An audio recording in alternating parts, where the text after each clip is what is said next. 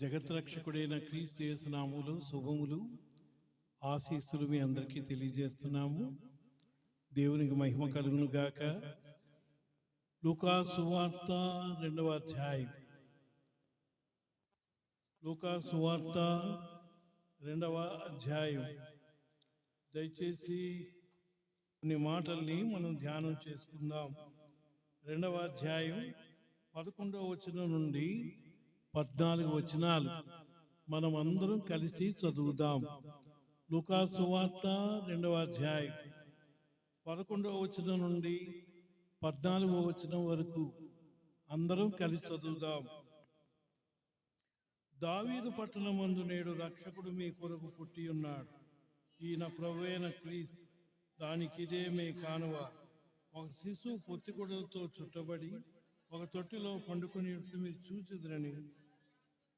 వెంటనే పరలోక సైన్య సమూహం ఆ దూత కూడా ఉండి సర్వోన్నత దేవునికి మహిమయు ఆయనకి ఇష్టమైన మనుషులు భూమి సమాధానం కలుగును గాకని దేవుని స్తోత్రము చేయుచుండెను. ప్రార్థన చేసుకుందాం. సకల ఆశీర్వాదాలకు కారణభూతుడా, సార్వత్రిక సార్వభౌముడా, అబ్రహాం, ఇస్సాకు, యాకోబుల దేవా, మీ ఘనమైన నామాన్ని బట్టి మిమ్మల్ని స్తుతిస్తూ ఆరాధిస్తున్నాం. తీసుకొచ్చిన నీ ప్రజలను బట్టి మిమ్మల్ని స్తుతిస్తున్నాం. మా పట్ల మీరు చేసిన అద్భుత కార్యాలు, ఆశ్చర్య కార్యాలు, ఘనకార్యాలు బట్టి మిమ్మల్ని స్తుతిస్తున్నాం. మీ ప్రియకుమారుడు, మా ప్రియరక్షకుడైన యేసుక్రీస్తు వారు శిలువలో చిందించిన అమూల్య రక్తధారలను ఆశ్రయిస్తున్నాం. మీ ఆత్మాభిషేకాన్ని కోరుకుంటున్నాం. ఈ ఉదయకాలం నీ ప్రజలు నీ ముఖదర్శనం చేసుకుందురుగాక. నీ ప్రజలు నీ మెల్లని స్వరం విందురుగాక. నీ ప్రజలు నీవు అనుగ్రహించు జీవాన్ని పొందుకుందురుగాక. ఈ ప్రజ్ఞ నీ ప్రజలు ఈ ఉదయకాలం పరలోక ఆశీర్వాదాలు అనుభవించుదురుగాక. నిన్ను జీవపురొట్టిగా, జీవజల బుగ్గగా నీ ప్రజలు ఆస్వాదించురుగాక. తండ్రి, ఈ దినం నీవు జన్మించిన దినమని, నీవు ఈ లోకానికి దిగి వచ్చిన దినమని నాయన, ప్రపంచంలో ఉన్న అనేక మంది క్రైస్తవులు, కోటాను కోట్ల క్రైస్తవులు విశ్వసించి నిన్ను ఆరాధించి నిన్ను స్తుతించి నిన్ను మహిమపరిచేటువంటి దినముగా ఈ దినాన్ని మీరు మాకు అనుగ్రహించినందుకై మిమ్మల్ని స్తుతిస్తూ ఆరాధిస్తున్నాం. తీసుకొచ్చిన నీ ప్రజలను బట్టి మిమ్మల్ని స్తుతిస్తున్నాం. సమస్త మహిమగంత ప్రభావాలు మీకే ఆరోపిస్తూ మా ప్రభువును మా ప్రియరక్షకుడైన యేసుక్రీస్తు పరిశుద్ధ నామమున స్తుతించి ప్రార్థించి వేడుకొనుచున్నాము పరమ తండ్రి. ఆమేన్. లూకా సువార్త 2వ అధ్యాయం 11వ వచనంలో ఇలా వ్రాయబడి ఉంది. 11వ వచనం, దావీదు పట్టణమందు నేడు రక్షకుడు మీ కొరకు పుట్టి ఉన్నాడు. ఈ చదవబడిన భాగంలో దావీదు పట్టణమందు రక్షకుడు నేడు మీ కొరకు పుట్టి ఉన్నాడు. ఈ ఉదయకాలం ఈ వచనాలు మనము ధ్యానం చేయనై ఉంటున్నాం. దయచేసి చాలా మంది వస్తున్నారు, చైర్స్ వేయండి. వచ్చిన వారిని ప్రేమతో స్వాగతం పలకండి. వస్తున్నారు, బయట ఉన్నారు, బయట నిలబడ్డారు, చైర్స్ వేయండి, కూర్చుంటారు.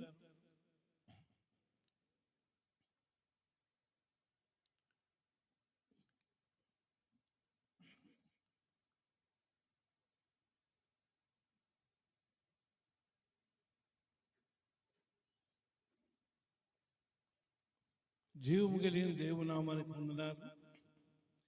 మీ అందరికీ జగద్రక్షకుడైన క్రీస్తు యేసు నామములో శుభములు, ఆశీస్సులు మీ అందరికీ తెలియజేస్తున్నాము. ఈ దినం క్రిస్మస్ పండగను జరుపుకునేటువంటి దినంగా దేవుడు మనకు అనుగ్రహించినందుకై సర్వజ్ఞుడైన దేవునికి మనము స్తుతులు చెల్లింపబద్ధులమై ఉంటున్నాం. క్రిస్మస్ అనేది, ఆ క్రిస్మస్ అంటే అర్థమేమిటో మొదట మనము గ్రహించవలసిన వారమై ఉన్నాం. క్రిస్మస్ అనే మాటకు అర్థం ఏంటంటే క్రైస్ట్ మాస్, క్రిస్మస్ అంటే క్రీస్తును ఆరాధించుట అని అర్థం. కనుక క్రిస్మస్ అంటే అర్థం ఏంటంటే క్రీస్తును ఆరాధించుట అని అర్థం. క్రిస్మస్ అనేది ఆ ప్రపంచ పండగల్లో ఒక పండగ. చూసారా, ప్రపంచ పండగ ఏదైనా ఉంది అంటే అది క్రిస్మస్ తప్ప మరేదీ లేదు. చూడండి, చాలా మందికి చాలా పండగలు ఉన్నాయి.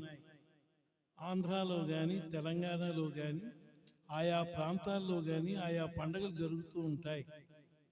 ముఖ్యంగా మా తెలంగాణలో అనేక పండుగలు జరుగుతుంటాయి, జాతరలు జరుగుతుంటాయి. బోనాల పండుగ అని, తర్వాత సారమ్మ ఈ పండుగలన్నీ కూడా జరుగుతుంటాయి. అయితే ఒక ప్రాంతానికి, ఒక తెగకు, ఒక ప్రాంతానికి సంబంధించినటువంటి పండుగలే జరుగుతుంటాయి. అయితే క్రిస్మస్ అనేది ప్రపంచంలో జరిగినటువంటి ఏకైక పండుగ ఏదైనా ఉంది అంటే అది క్రిస్మస్సే.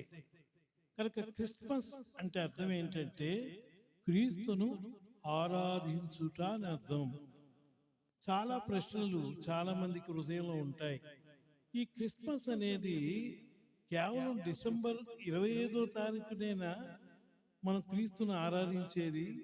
మిగిలిన దినాల్లో మనం ఆరాధించడం జరగటం లేదా అనేది ఒక ప్రాముఖ్యమైన ప్రశ్న. చూడండి, నిజమైన క్రైస్తవులకు, భక్తి కలిగిన క్రైస్తవులకి సంవత్సరానికి 52 వారాలు ఉన్నాయంటే 52 వారాలు క్రిస్మస్సే. ఎందుకంటే 52 వారాలు ఏం చేస్తారు? ప్రతి ఆదివారం మనం ఏం చేస్తాం చెప్పండి? క్రీస్తును ఆరాధిస్తాం.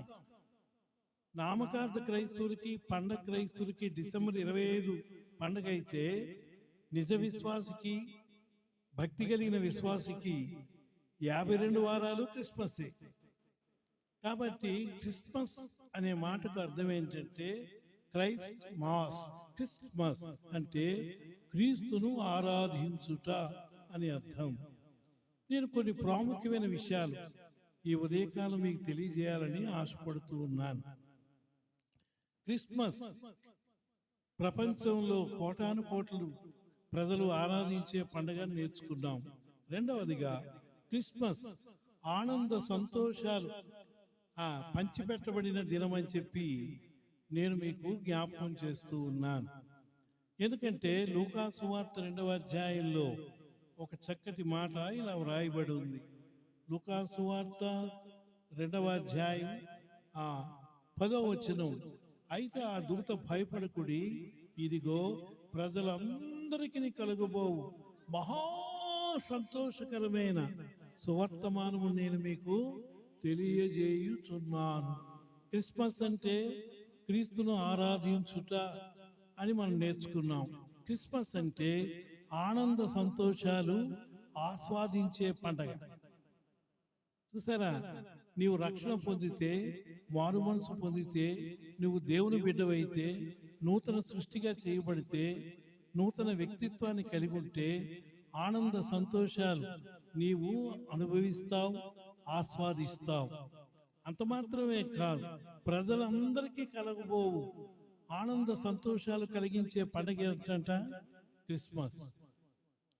అంత మాత్రమే కాదు, లూకా సువార్త 2వ అధ్యాయంలో చూస్తే ప్రభుని ఆరాధించే ఆరాధికులందరికీ కూడా ఇది ఆనంద సంతోషాలు కలిగించే పండగ అని నేను మీకు జ్ఞాపకం చేస్తూ ఉన్నాను. దయచేసి లూకా సువార్తలో చూస్తే మత్తయి సువార్త చూడండి. మత్తయి సువార్త 2వ అధ్యాయంలో చూస్తే తూర్పు దేశపు జ్ఞానులు ప్రభుని ఆరాధించడానికి ఆ నక్షత్రం వాళ్ళని నడిపించింది. దయచేసి గమనించండి. 9వ వచనం.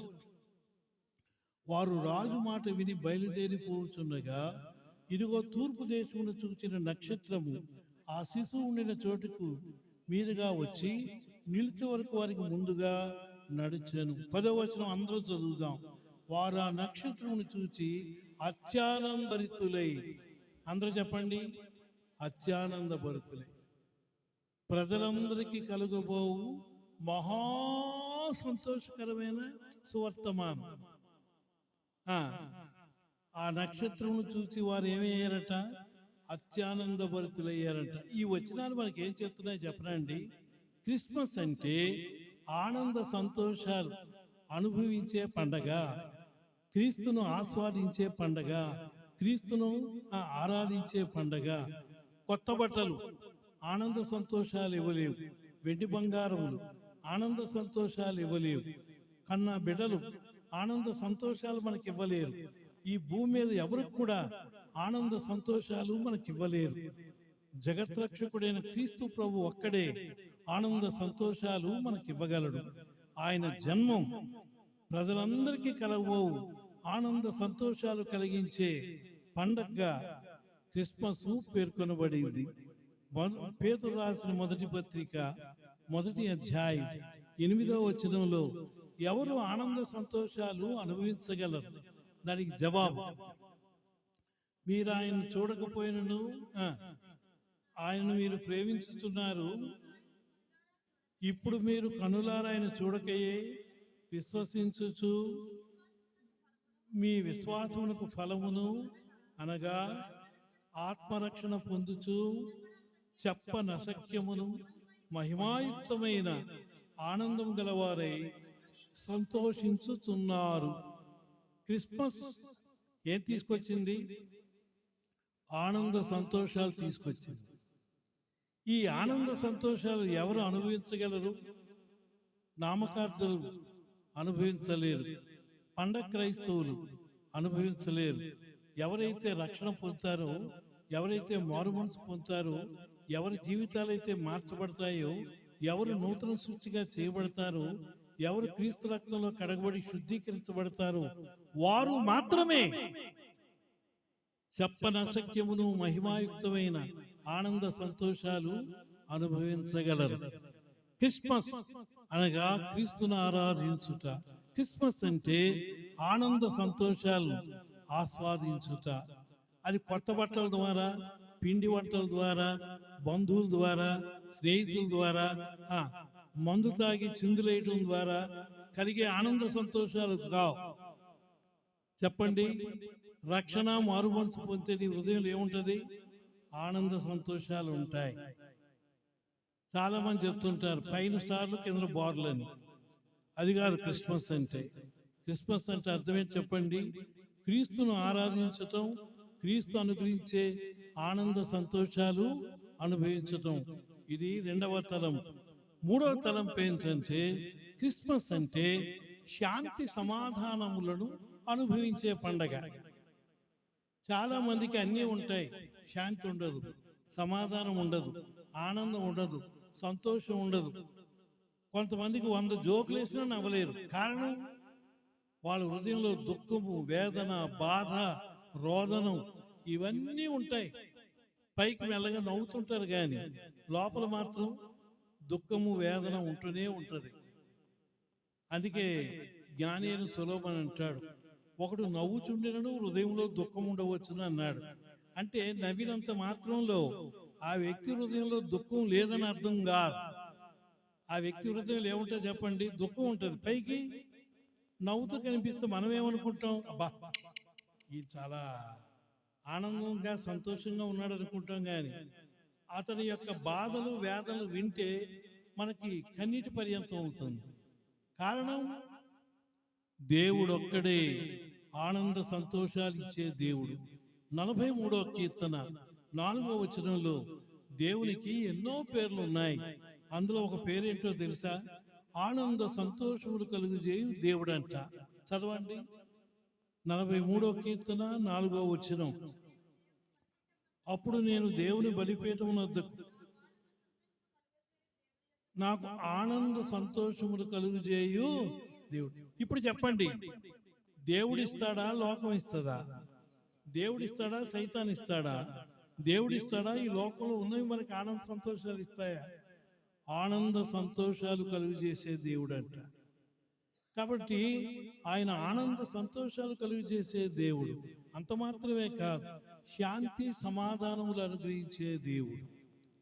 క్రిస్మస్ అంటే శాంతి సమాధానములు అనుభవించే పండగ.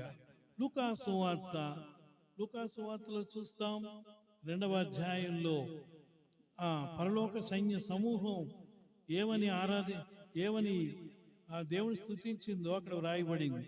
14వ వచనం, సర్వోన్నతమైన స్థలముల్లో దేవునికి మహిమయు ఆయనకిష్టులైన మనుషులకి భూమి మీద సమాధానము కలుగును గాక. ఇప్పుడు చెప్పండి, క్రిస్మస్ ఏం తీసుకొచ్చింది? ఆ ఆనంద సంతోషాలు తీసుకొచ్చింది. తర్వాత ఏం తీసుకొచ్చిందట? శాంతి సమాధానం తీసుకొచ్చిందంట. ఈ దినాల్లో ఎక్కడ చూసినా శాంతి లేదు, సమాధానం లేదు. అన్నదమ్ముల మధ్య, అక్కజల్లుల మధ్య, భార్య భర్తల మధ్య, స్నేహితుల మధ్య, బంధువుల మధ్య శాంతి సమాధానము లేనే లేదు. కొన్ని గృహాలకు మేము దర్శించడానికి వెళ్తాం. వాళ్ళు ఏమంటారో తెలుసా? అన్న, మా ఇంట్లో ఫ్రిడ్జ్ ఉందన్నా, మా ఇంట్లో వాషింగ్ మిషన్ ఉందన్నా, మా ఇంట్లో డబుల్ కాట్ మంచం ఉందన్నా, మాకు డబుల్ బెడ్రూమ్ ఉందన్నా, మాకు దేవుడు గోల్డ్ ఇచ్చాడన్నా, ఫ్లాట్లు ఇచ్చాడన్నా, దేవుడు మాకు అన్నీ ఇచ్చాడంటే నేనంటాను, అన్నీ ఇచ్చాడు, బాగానే ఉంది. శాంతి సమాధానం మీ ఇంట్లో ఉందంటే ఆ ఒక్కటి తప్ప అన్నీ ఉన్నాయన్నా. సరే, అన్నీ ఉన్నాయన్నారు, బాగానే ఉంది. మీ ఇంట్లో ఆనందం సంతోషం ఉందంటే ఆ ఒక్కటి తప్ప అన్నీ ఉన్నాయండి అంట. ఇప్పుడు చెప్పండి, మన ఇంట్లో ఉండే వస్తు సామాగ్రి కానీ, వెండి బంగారములు కానీ, వెలగల వజ్రవైడూర్యాలు కానీ ఆనంద సంతోషాలు మనకి ఇవ్వలేవు. మనం కట్టుకునే కొత్త బట్టలు కానీ, మనం చేసుకునే పిండి వంటలు కానీ, ఇవేవి కూడా మనకి ఆ ఆనంద సంతోషాలు ఇచ్చేవి కావు. అవి తాత్కాలికమైనవి. కానీ దేవుడు మనకేమిస్తాడంట? శాంతి సమాధానములు అనుగ్రహిస్తాడంట. ఎవరికి దేవుడు శాంతి సమాధానాలు ఇస్తాడు? ఆయనకిష్టులైన మనుషులు. ఎవరు ఆయనకిష్టులు? దశంభాగాలు ఇచ్చేవాళ్ళ, లేకపోతే పాస్టర్ గారిని పొగిడేవారా, చర్చికి వచ్చేవారు? అసలు ఎవరు దేవునికి ఇష్టలు? హెబ్రీ పత్రిక 11వ అధ్యాయం 6వ వచనం ఏం చెప్తుందో చూడండి. హెబ్రీ పత్రిక 11వ అధ్యాయం 6వ వచనం, విశ్వాసము లేకుండా ఎవడును దేవునికి ఇష్టడై ఉండుట అసాధ్యము అని వ్రాయబడింది. ఎవరు దేవునికి ఇష్టలంటే విశ్వాసులే దేవునికి ఇష్టలంట. ఎవరు దేవునికి ఇష్టలో తెలుసా? భక్తులే ఆయనకి ఇష్టలంట. 16వ కీర్తన 3వ వచనం, 16వ కీర్తన 3వ వచనం చదవండి. 16వ కీర్తన 3వ వచనంలో ఏముంది? నేను ఇలాగొందును, భూమి మీద ఉన్న భక్తులే శ్రేష్ఠులు, వారు కేవలం నాకు ఇష్టలు అంటున్నాడు. దేవునికి ఇష్టలు ఎవరు? భక్తులంటే ఆయనకి ఇష్టలు. రెండవది, విశ్వాసులంటే దేవునికి ఇష్టలు. ఎవరు ఆయనకి ఇష్టలు? ఆయన ఆరాధించి సేవించి కొనియాడి ఎవరైతే ఆయన మహిమపరుస్తారో వారు దేవునికి ఇష్టలు. అటువంటి వారి జీవితంలో ఏం కలుగుతుందో చెప్పండి? శాంతి, సమాధానము, ఆనందము, సంతోషాలు కలుగుతాయి. చాలా మంది నన్ను అంటారు హైదరాబాద్లో, బ్రదర్ మీకు ఉండడానికి ఓన్ హౌస్ లేదు, ఓన్ వెహికల్ లేదు, చెప్పుకోదగిన బ్యాంక్ అకౌంట్లు లేవు, ఇంటికి వస్తే సరైన సదుపాయాలు కూడా లేవు. ఎప్పుడు చూసినా మీరు ఆనందంగా సంతోషంగా మీ భార్యాభర్తలు శాంతి సమాధానం కలిగి ఉంటారు. ఏమిటి రహస్యం అంటే నేను ఒకటే చెప్తాను, మేము ప్రభువుని కలిగిన వారు, ప్రభు సన్నిధిని కలిగిన వారు. దేవుడు మాకే లోటు చేయలేదు.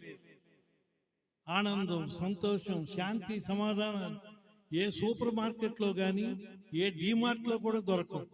ఎక్కడ దొరుకుతాయి చెప్పండి? ఆయన సన్నిధిలోనే దొరుకుతాయి. అవి ఆయన ఇస్తేనే దొరుకుతాయి. 16వ కీర్తన 11వ వచనంలో ఇలా వ్రాయబడి ఉంది, చదవండి. జీవమార్గము నీవు నాకు తెలియజేసేదవు, నీ సన్నిధిని సంపూర్ణ సంతోషము కలదు. చూసారా, దేవుని సన్నిధిలో ఏముందట? సంపూర్ణ సంతోషం. ఎవరు ఎక్కువ సమయం దేవునితో గడుపుతారో, దేవుని సహవాసంలో గడుపుతారో, దేవునితో గడుపుతారో వారికి ఏం కలుగుతారో చెప్పండి? ఆనంద సంతోషాలు కలుగుతాయని బైబిల్ మనకు తెలియజేస్తూ ఉంది. క్రిస్మస్ క్రీస్తును ఆరాధించే పండగ. క్రిస్మస్ ఆనంద సంతోషాలు అనుభవించే పండగ. క్రిస్మస్ శాంతి సమాధానాలు అనుభవించే పండగ. 4వదిగా క్రిస్మస్ అంటే క్రీస్తును ఆస్వాదించే పండగ. ఆస్వాదించడానికి ఆయన ఏమై ఉన్నాడు? ఆయన జీవాహారమై ఉన్నాడు. ఆయన జీవజల బుగ్గై ఉన్నాడు. యోహాను సువార్త 6వ అధ్యాయం 35వ వచనంలో యేసు ప్రభు ఇలా అన్నాడు, జీవాహారం నేనే అన్నాడు. I am the bread of life, నేను జీవాహారమై ఉన్నాను అంటాడు. చదవండి యోహాను సువార్త 6వ అధ్యాయం 35వ వచనం. అందుకు యేసు వారితో ఇట్లనెను, జీవాహారము నేనే. ఇప్పుడు చెప్పండి, యేసు ప్రభు వారు ఏమై ఉన్నాడు? జీవాహారమై ఉన్నాడు. ఇంగ్లీష్లో ఏమన్నాడు? I'm the bread of life అన్నాడు. నేను జీవపు రొట్టెను అన్నాడు. మీకు ఇంకో విషయం చెప్తాను, వినండి. చాలా మంది అన్యులు మనల్ని కొన్ని ప్రశ్నలు అడుగుతారు. ఏమండి, క్రిస్మస్ నాడు తప్ప మిగతా రోజులు మీరు కేకులు పంచిపెట్టరా, రొట్టెలు పంచిపెట్టరా అని అడుగుతారు. క్రిస్మస్ నాడే కేకులు ఎందుకు పంచిపెట్టాలి, మిగతా రోజులు ఎందుకు పంచిపెట్టరు అని అడుగుతారు. దానికి జవాబు ఏంటో తెలుసా అండి? యేసు ప్రభు వారు దావీదు పట్టణం అనగా బెత్లెహేములో జన్మించినాడు. ఆయన బెత్లెహేము అనే మాటకు అర్థం ఏంటంటే రొట్టెల ఇల్లు అని అర్థం, రొట్టెల గృహం. ఏమండి, ఆ రొట్టెల గృహంలో ఏముంటాయి చెప్పండి? సమృద్ధి అయిన ఆహారం ఉంటుంది. ఆ బెత్లెహేములో జన్మించినాడు అనగా పరలోకం నుండి భూలోకానికి దిగి వచ్చిన జీవపు రొట్టె, జీవాహారం యేసు ప్రభువే. కాబట్టి సర్వ మానవుల యొక్క ఆకలి దప్పులు తీర్చడానికి ఆ ప్రభు జీవాహారమైనాడు. అంత మాత్రమే కాదు, ఆయన జీవజల బుగ్గై ఉన్నాడు. యోహాను సువార్త 4వ అధ్యాయం 14వ వచనంలో ఇలా వ్రాయబడి ఉంది. చదవండి. నేనిచ్చు నీళ్లు త్రాగువాడు ఎప్పుడును తప్పికొనడు, నేను వానికిచ్చు నీళ్లు నిత్య జీవునికే ఊరిడి నీటి బుగ్గగా ఉండును అన్నాడు. ఇప్పుడు చెప్పండి, జీవాహారం ఎవరు? ఆయనే. నీటి బుగ్గ ఎవరు? ఆయనే. జీవజల ఊట ఎవరు? ఆయనే. అంటే సర్వమానవుల యొక్క ఆకలి దప్పులు తీర్చడానికి ఆయనే జీవాహారముగా, జీవజల బుగ్గగా ఉన్నాడు. ఇది ఎంత ఆశ్చర్యం, ఎంత అద్భుతమైన విషయం. క్రిస్మస్ అంటే అర్థం ఏంటి చెప్పండి? జీవాహారము, ఆ జీవజల ఊటల్ని ఆస్వాదించే దినం.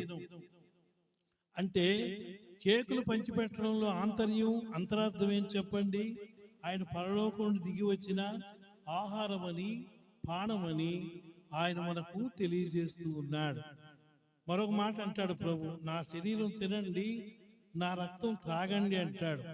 ఆయన శరీరము, ఆయన రక్తాన్ని అన్న పానములుగా ఆ ప్రభు ప్రతి ఆదివారం అనగా హోలీ కమ్యూనియన్ తీసుకునే దినాల్లో రొట్టె ద్రాక్షారసం తిని త్రాగుతున్నప్పుడు ఆయన మనకు జీవాహారంగా, జీవజల బుగ్గగా ఉన్నాడని అవి మనకు తెలియజేస్తూ ఉన్నాయి. మరొక ఆశ్చర్యకరమైన విషయం ఏంటంటే జీవాహారం ఆయనే, జీవాహారాన్ని అనుగ్రహించేది ఆయనే, జీవజల బుగ్గ ఆయనే, జీవజల బుగ్గను పంచిపెట్టేది కూడా ఆయనే.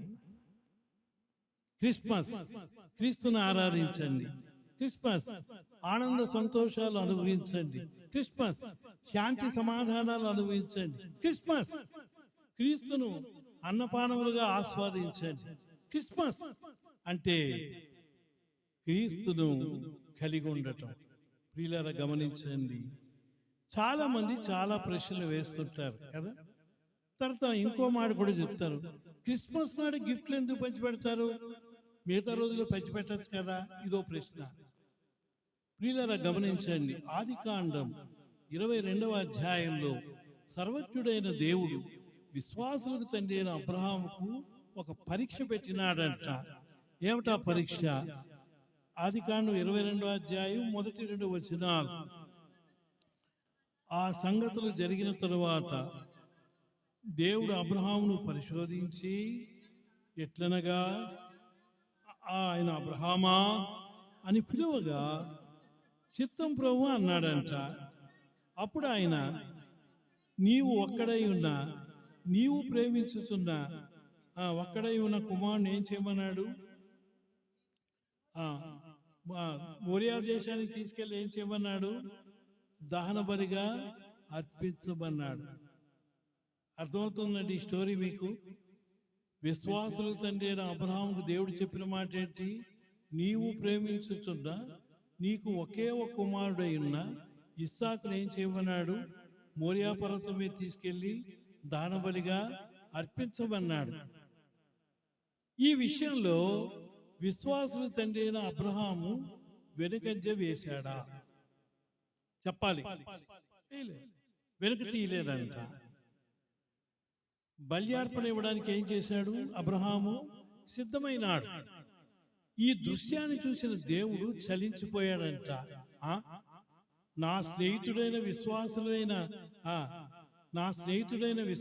తండ్రి అయిన అబ్రహామే అంత త్యాగం చేస్తే, ఒకే ఒక కుమారుడు ఇవ్వడానికి వెనుకంజ వేయకపోతే నేనెందుకు వెనుకంజ వేయాలి? నేను ప్రేమించేటువంటి నాకు ఒకే ఒక కొడుకున్నాడు, ఒకే ఒక సొంత కుమారుడు ఉన్నాడు. ఆ యేసును సర్వమానవుల యొక్క రక్షణార్థమై, సర్వమానవుల యొక్క విమోచనార్థమై నేను బల్యార్పణ ఇవ్వడానికి నేను కూడా వెనుకంజ వేయటం లేదు అని దేవుడు అన్నాడంట. ఇదంతా ఆశ్చర్యం. మీకు అర్థమవుతుందా అండి? ఒకే ఒక కొడుకుని ఇవ్వడానికి అబ్రహాం వెనకాడలేదు, వెనుకంజ చేయలేదు. తన సొంత కుమారుడిని బల్యార్పణ ఇవ్వడానికి తండ్రి అయిన దేవుడు కూడా వెనుకంజ వేయలేదు. మరో విషయం చెప్పనా? సర్వమానవుల కోసం సిలువలో రక్తం చిందించడానికి యేసు ప్రభు కూడా వెనుకంజ వేయలేదు. ఇలా చెప్తాను మీకు అర్థం అవడానికి. అబ్రహాం తన కుమారుడిని దేవునికి గిఫ్ట్ గా ఇవ్వడానికి ఇష్టపడ్డాడు. దేవుడు తన కుమారుడైన యేసును మనకు గిఫ్ట్ గా ఇవ్వడానికి ఇష్టపడ్డాడు. తర్వాత సర్వమానవుల యొక్క రక్షణార్థమై సిలువలో చనిపోవడానికి తన ప్రాణాన్ని దేవుడు ఏం చేశాడు? యేసే మన కోసం ఏం చేశాడు? ప్రాణాన్ని గిఫ్ట్ గా ఇచ్చాడు. అందరూ చెప్పండి, ఏమైనా కొనుక్కున్నావా? ఆయన కానీ ఆయన ప్రాణాన్ని కానీ మనం ఏమైనా కొన్నామా? గిఫ్ట్ గా ఇచ్చాడు. ఈ ప్రాణం గనక మీకు ఇవ్వకపోతే మీకు రక్షణ లేదు, నిత్యజీవం లేదు, శాంతి సమాధానాలు లేవు, ఆనంద సంతోషాలు మీకు లేవు. కాబట్టి నా ప్రాణం నీకు ఇస్తున్నాను అన్నాడు. కాబట్టి గిఫ్ట్లు పంచుకోవడంలో ఆంతర్యం ఏంటి? ఉద్దేశం ఏంటి చెప్పండి? దేవుడే తన కుమారుని గిఫ్ట్గా ఇస్తే, కుమారుడే తన ప్రాణాన్ని సిలువలో గిఫ్ట్గా ఇస్తే మనం కూడా ఏం చేయాలి? మనం కూడా మనకు కలిగిన దాంట్లో కొంత మనం గిఫ్ట్గా ఇవ్వాలి. ఇది క్రిస్మస్ అంటే కానుకలు పంచిపెట్టేటువంటి శుభదినం. అంత మాత్రమే కాదు, క్రిస్మస్ నిరుపేదల పండుగ. అందరూ చెప్పండి, ఏ పండుగ అది? నిరుపేదల పండుగ. అందరూ ధనవంతులు పండుగలు చేసుకుంటారు, కానీ క్రిస్మస్ ఎవరికి పండుగ చెప్పండి? నిరుపేదల పండుగ. తర్వాత కొన్ని ప్రాముఖ్యమైన తలంపులు చెప్పి నేను ముగిస్తాను. నెంబర్ 1, యేసు ఎవరు? నెంబర్ 2, యేసు ఈ లోకానికి ఎందుకు కొరకు వచ్చాడు?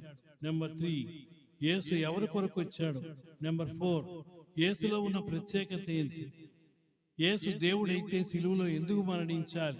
ఇవన్నీ ప్రశ్నలే. యేసు ఎక్కడి వాడు? యేసు ఎప్పటి వాడు? యేసు ఎక్కడ జన్మించినాడు? ఇవన్నీ ప్రశ్నలే.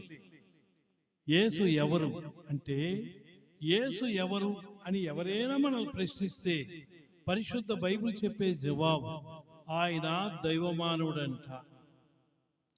దైవమానవుడు అంటే అర్థమేంటో తెలుసా అండి? ఆయన సంపూర్ణముగా దేవుడు, సంపూర్ణముగా మానవుడు. ఆయన దైవమానవుడు. ఒకవైపు చూస్తే దేవుళ్ళ కనిపిస్తాడు, మరొక వైపు చూస్తే మనిషిలా కనిపిస్తాడు. ఒక నాణ్యంలో బొమ్మ బొరుసు ఎలాగైతే ఉందో, ఆయన యేసు యొక్క పరిపూర్ణమైన వ్యక్తిత్వాన్ని పరిశీలిస్తే ఒకవైపు చూస్తే మానవుళ్ళ కనబడతాడు, మరొక వైపు చూస్తే దేవుళ్ళ కనిపిస్తాడు. సైతాను చేత శోధించబడినప్పుడు మానవుడిగా కనిపిస్తాడు, సైతాన్ని జయించినప్పుడు దేవుడిగా కనిపిస్తాడు. ఒక పర్యాయం యేసు ప్రభు వారు దోణిలో ప్రయాణం చేస్తున్నాడు. తుఫాన్ వచ్చింది. వాడ అమరముని ఏం చేశాడు? ఆయన తలవాల్చుకుని నిద్రపోతున్నాడు. ఏమండి, నిద్రపోతున్న యేసును చూస్తే మానవుడుగా కనబడతాడు. గాలిని తుఫాను గతించినప్పుడు ఆయన దేవుడుగా కనిపిస్తాడు.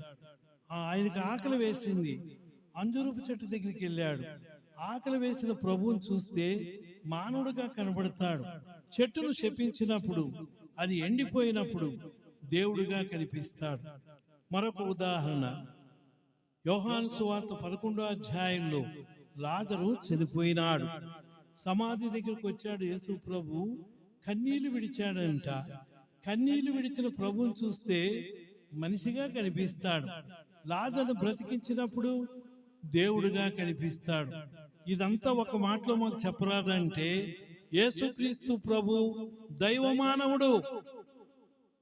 అందరూ చెప్పండి, ఆయన ఎవరు? దైవమానవుడు. ఆయన సృష్టికర్త, సర్వాధికారి, సర్వజ్ఞాని, సర్వవ్యాపి, ఆది మధ్యంతరహితుడు, అల్ఫా ఒమేగైనటువంటి దేవుడు. నేను మృతుడైతిని గాని ఇదిగో నేను సజీవుడైతిని, యుగ యుగములకు నేను సజీవుడై ఉన్నానని ప్రకటన గ్రంథం 1వ అధ్యాయం 18వ వచనంలో చెప్పిన ఆ దేవాది దేవుడు ఎంత గొప్ప దేవుడు. కాబట్టి యేసు ప్రభు వారు ఆయన దైవమాను. నెంబర్ 2, ఆయన ఈ భూమి మీదకి ఎందుకొరకు వచ్చినాడు? ఎందుకు జన్మించినాడు? మతం స్థాపించడానికి రాలేదు, మత ప్రవక్తగా పిలువబడడానికి రాలేదు, ఏవో కొన్ని ఆశ్చర్యకార్యాలు చేయడానికి రాలేదు. ఆయన భూమి మీద ధనం సంపాదించడానికి రాలేదు. యేసు భూమి మీద రావడానికి బైబిల్లో 15 కారణాలు ఉన్నాయి. అవన్నీ వివరించడానికి వీలు పడదు. కానీ 2 మాటలు త్వరగా చెప్పి ముగిస్తాను. మొదటి మాట ఏంటంటే, మానవుల్ని దైవ మానవులుగా చేయడానికి దేవుడే మానవుడిగా దిగి వచ్చాడంట. మనమందరం జీవములోను, స్వభావములోను, సుగుణాల్లోను దేవుని పోలిన వారమై ఉండాలని కోరుతున్నాడు.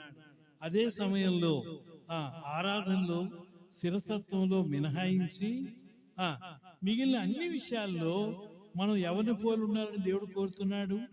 ఆయన పోలి ఉండాలని చెప్పి దేవుడు కోరుతున్నాడు. ఆయనకున్న సుగుణాలు, ప్రేమ, జాలి, కరుణ, వాత్సల్యత, ఇవన్నీ కూడా ఆయన సుగుణాలు. కాబట్టి మానవుడు దైవమానవుడుగా ఉండడానికి దేవుడే మానవుడుగా అవతరించినాడు. ఇది మొదటి కారణం. రెండవ కారణం ఏంటంటే, నశించిన దాన్ని వెతకి రక్షించడానికి మనిషి కుమారుడుగా ఆయన ఈ భూమి మీదకి వచ్చినాడని లూకాసు సువార్త 19వ అధ్యాయం 10వ వచనంలో రాయబడి ఉంది. పాపులమైన మనమందరం కూడా ఆత్మ సంబంధంగా, శరీర సంబంధంగా నశించిన పోయిన వారంగా ఉన్నాం. ఇట్టి మనకు నిత్య రక్షణను ఆయన అనుగ్రహించినాడు. రక్షణ అనే మాటకు అర్థం ఏంటంటే, 2 విషయాలు చెప్పబడ్డాయి. శత్రువుల చేతిలో నుండి విడిపించబడుట. రక్షణ అనే మాటకు మరొక అర్థం నిత్య నరకమును తప్పించుకొనుట అని అర్థం. రక్షణ అనే మాటకు మరొక అర్థం ఏంటంటే, దేవుని ఉగ్రతను తప్పించుకొనుట అని అర్థం. అంటే రక్షణ అంటే బాప్తిస్మం తీసుకోవడం రక్షణ కాదు, పేరు మార్చుకోవడం రక్షణ కాదు, బట్టలు మార్చుకోవడం రక్షణ కాదు. ఏమండి, ఆ చర్చి కాదు, ఈ చర్చి కాదు, ఆ చర్చి అని చర్చిలు తిరగడం రక్షణ కాదు. రక్షణ అంటే అర్థం ఏంటి? శత్రువుల చేతిలో నుండి విడిపించబడుట లేక తప్పించబడుట. లూకాసు సువార్త 1వ అధ్యాయం 75వ వచనం చివరి వచనాల్లో ఇలా వ్రాయబడి ఉంది. చదవండి.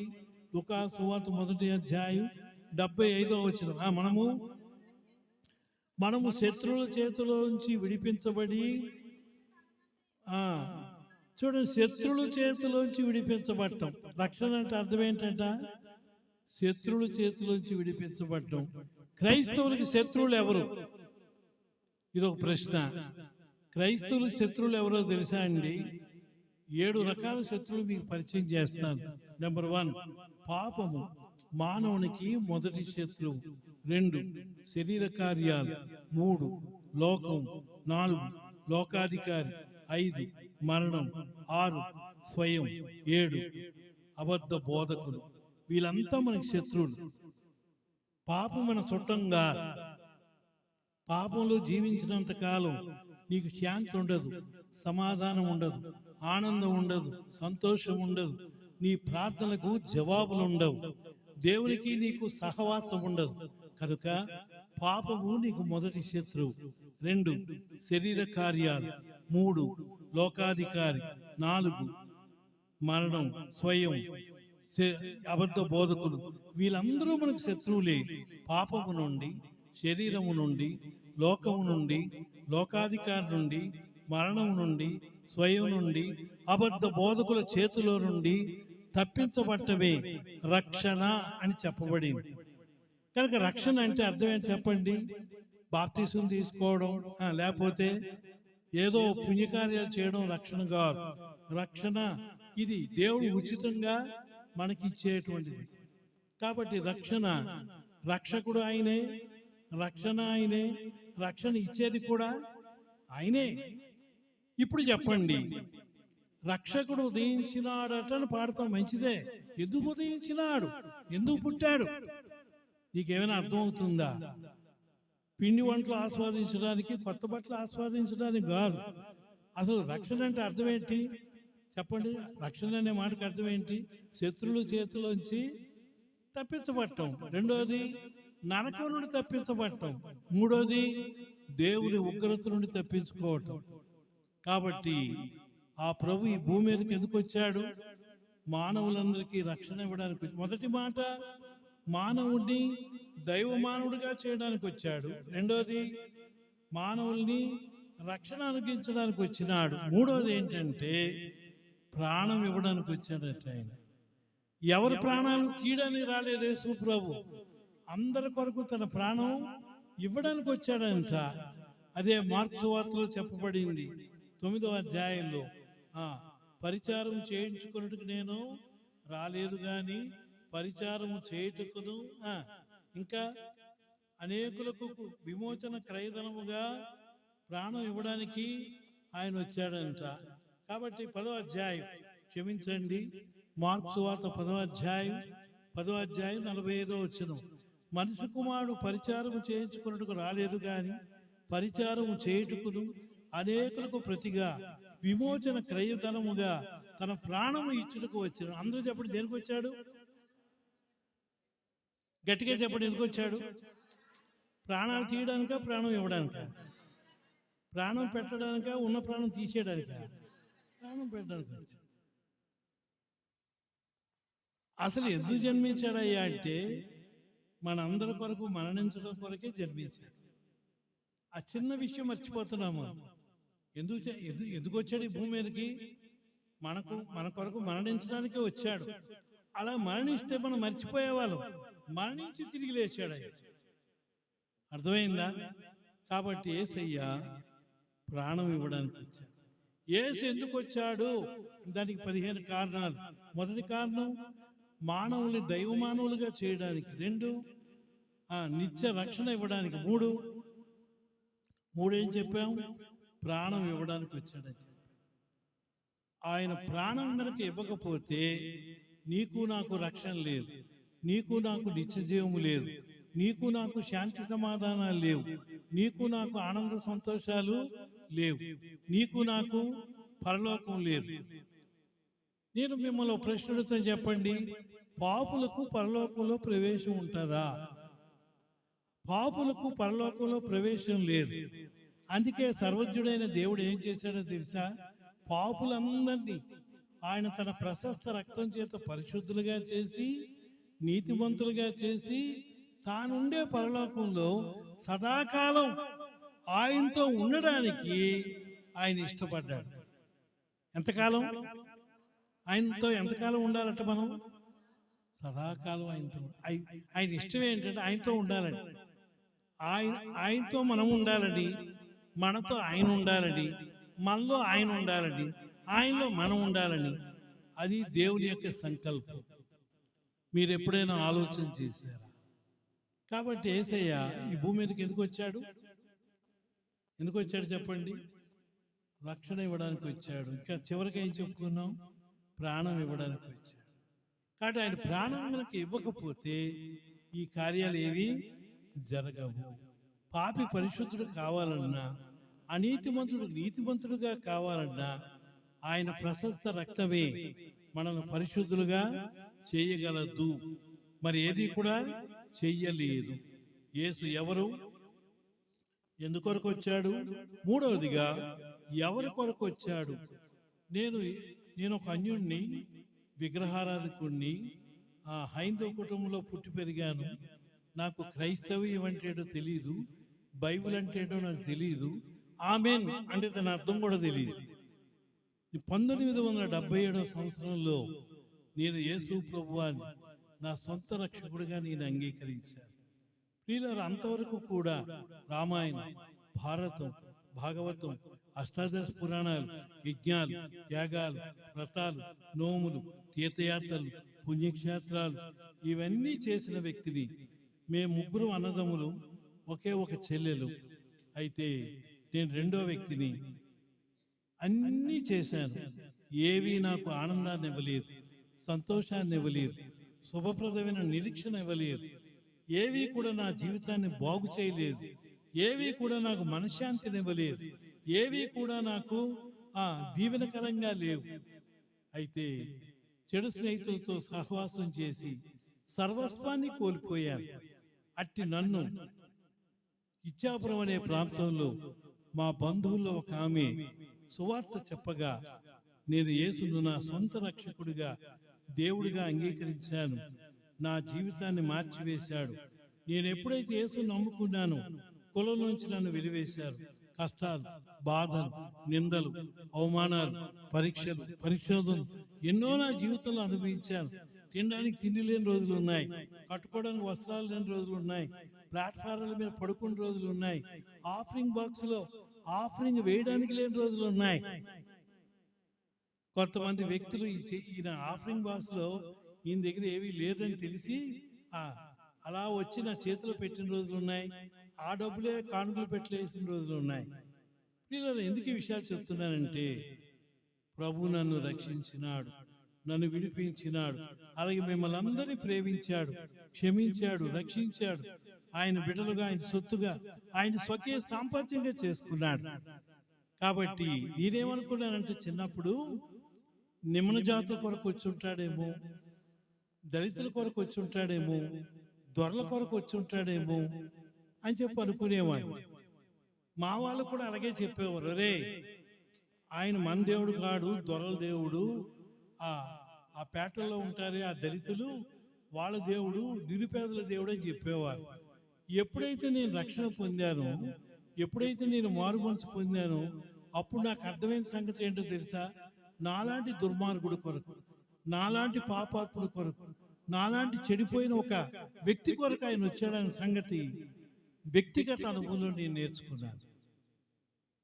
ఆయన ఎవరు, ఎందుకొరకు వచ్చాడు, ఎవరి కొరకు వచ్చాడు, ఆయనలో ఉన్న ప్రత్యేకత ఏంటి? యేసులాగా ఎవరు జీవించలేదు, యేసులాగా ఎవరు జన్మించలేదు, యేసులాగా ఎవరు బోధించలేదు, యేసులాగా ఎవరు మరణించలేదు, యేసులాగా ఎవరు తిరిగి లేవలేదు, యేసులా తిరిగి వస్తారని ఎవరు వాగ్దానము చేయను లేదు. అది ఆయనలో ఉన్న ప్రత్యేకత.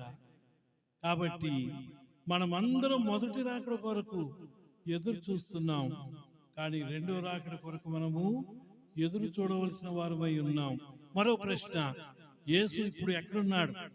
చాలా మంది అన్యులు అడుగుతారు, సరేనయ్యా అంతా బాగానే ఉంది, ఇప్పుడు యేసు ప్రభు ఎక్కడున్నాడు అని అడిగితే మన జవాబు ఏంటి?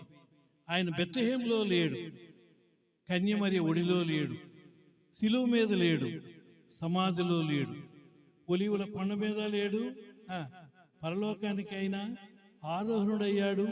ఎబ్రీ 7:25 ప్రకారం తండ్రి కుడిపార్శ్వం మీద కూర్చొని మనందరి కొరకు విజ్ఞాపన చేస్తున్నాడు. తగిన సమయంలో, తగిన కాలంలో ఆయన పెళ్లి కుమారుడుగా తిరిగి రాబోతున్నాడు. మొదటిసారి గొర్రెపిల్లగా వచ్చాడు, రెండవసారి యూదా గోత్రపు సింహంగా రాబోతున్నాడు. మొదటిసారి నిరుపేదగా వచ్చాడు, రెండవసారి రాజులకు రాజుగా, ప్రభులకు ప్రభుగా రానై ఉన్నాడు. మొదటిసారి అన్యాయపు తీర్పు పొందాడు, రెండవసారి న్యాయాధిపతిగా రాబోతున్నాడు. మొదటిసారి మనుష్య కుమారుడిగా వచ్చాడు, రెండవసారి పెళ్లి కుమారుడుగా రాబోతున్నాడు. మొదటిసారి శిలువలో మరణించి అనేకులు సంపాదించి సంఘంగా సమకూర్చాడు, పెళ్లి కుమార్తెగా సిద్ధం చేశాడు. రెండవసారి పెళ్లి కుమార్తెతో పెళ్లి చేసుకొని ఆయన యుగ యుగాలు ఆయన రాజ్యం ఏలడానికి భూమి మీదకి రాబోతూ ఉన్నాడు. కాబట్టి క్రిస్మస్ అంటే ఏమిటో నేర్చుకున్నాం. జ్ఞానులు బబులోను దేశస్థులు వాళ్ళు 2 సంవత్సరాలుగా ప్రయాణం చేసి బంగారము, బోలము, సాంబ్రాణి ఈ మూడింటిని కూడా క్రీస్తుకు సమర్పించుకున్నారు. బంగారం ఆయన దైవత్వాన్ని సూచిస్తుంది. సాంబ్రాణి ఆయన ప్రధాన యాజకుడని ఆ ధూప వేదిక మనకు సూచిస్తుంది. బోలము ఆయన శిలువ శ్రమలను సూచిస్తుంది. యేసే మా దేవుడు, యేసే మా ప్రధాన యాజకుడు, యేసే మా కోసం మరణించిన దేవుడని ఆ 3 వస్తువులు సమర్పించుకోవడం ద్వారా తూర్పు దేశపు జ్ఞానులు ఏం చేశారు? క్రీస్తును ఆరాధించారు. మన ఆరాధనలో సమర్పణ ఉందా? మన ఆరాధనలో ప్రేమ ఉందా? మన ఆరాధనలో త్యాగం ఉందా? వాళ్ళ ఆరాధనలో ప్రేమ ఉంది, త్యాగం ఉంది, సమర్పణ ఉంది, ప్రయాస ఉంది. వారు సత్యమును ఎరిగిన వారు, సత్యమును ప్రకటించిన వారు, సత్యం కోసం ప్రయాసపడిన వారు 2 సంవత్సరాలుగా ఇంచుమించు ప్రయాణం చేశారు. గొల్లలు విద్య లేని పాపం లేనప్పటికీ వారి యొక్క కళ్ళను, నోరును, చెవులను, వారి శరీరం అంతటి కూడా ఆ ప్రభు కోసం ఉపయోగించారు. సువార్తికుని యొక్క పని వారు చేసి ఉన్నారు. తూర్పు దేశములు జ్ఞానులు, గొల్లలు విద్యావిహీనులు. విద్యావంతులకు, విద్యావిహీనులకు ఆయనే దేవుడని తాను రుజువు చేసుకున్నాడు. ఆ పశుల తొట్టిలో ప్రభు అన్ని విధాలుగా అందరికీ కనిపించాడు. రోగులకు పరమవైద్యుడుగా, పాపులకు రక్షకుడుగా, బానిసలకు స్వతంత్రత ఇచ్చేవాడుగా, శాంతి సమాధానం లేని వారికి శాంతి ప్రదాతగా ఆ ప్రభువు కనిపిస్తూ ఉన్నాడు. కాబట్టి యేసయ్యకు ఆ దినాల్లో జన్మించడానికి సత్రములో స్థలము లేదు.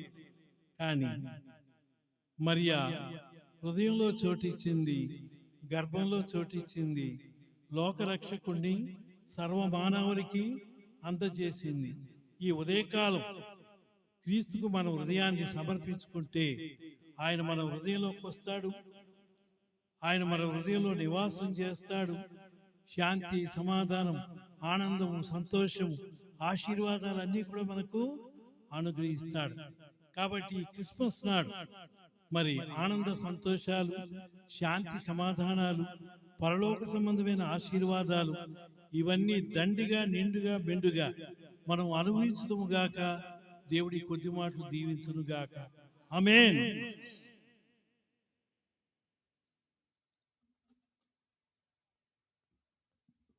ప్రార్థన చేసుకుందాం వాక్యం కొరకే.